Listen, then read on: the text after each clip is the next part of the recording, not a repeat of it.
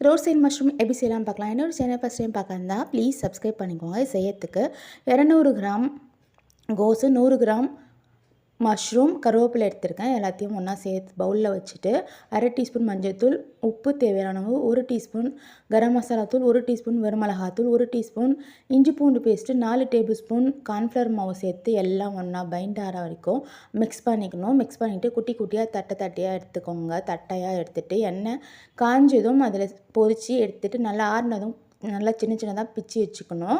இப்போ அதே வானலில் ஒரு குழிக்கரண்டி எண்ணெய் சேர்த்துட்டு 2 பொடியாக கட் பண்ண வெங்காயம், கருவேப்பிலை, 1/2 டீஸ்பூன் உப்பு, 1/2 டீஸ்பூன் கரம் மசாலா தூள், 1/2 டீஸ்பூன் வெறுமிளகாத்தூள், 1/2 டீஸ்பூன் மஞ்சள்தூள் சேர்த்து நல்லா மிக்ஸ் பண்ணதும் 1 டேபிள் ஸ்பூன் கார்ன்ஃப்ளவர், 1/2 டம்ளர் தண்ணியில் கரைச்சி இது கூட ஊற்றிட்டு நம்ம பொரிச்சு வச்சுருக்க மஷ்ரூமை இது கூட சேர்த்து மிக்ஸ் பண்ணிங்கன்னா ரோட் சைட் மஷ்ரூம் ரெடி. நீங்களும் ட்ரை பண்ணி பாருங்கள், கண்டிப்பாக பிடிக்கும். உங்களுக்கு பிடிச்சிருந்தா லைக் பண்ணி சப்ஸ்கிரைப் பண்ணுங்கள். தேங்க்யூ.